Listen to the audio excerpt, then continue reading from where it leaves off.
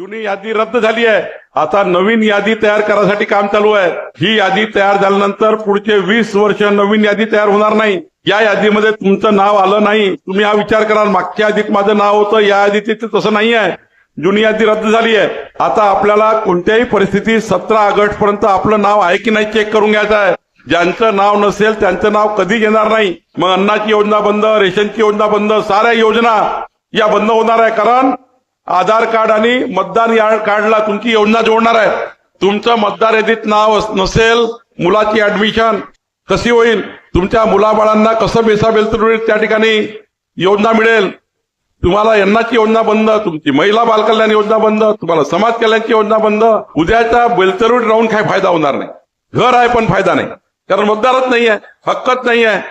ना गावावर हक्क ना मतदारावर हक्क। 17 ऑगस्टच्या आत आपला फॉर्म भरून या, आपलं नाव मतदार यादीत आहे का चेक करा।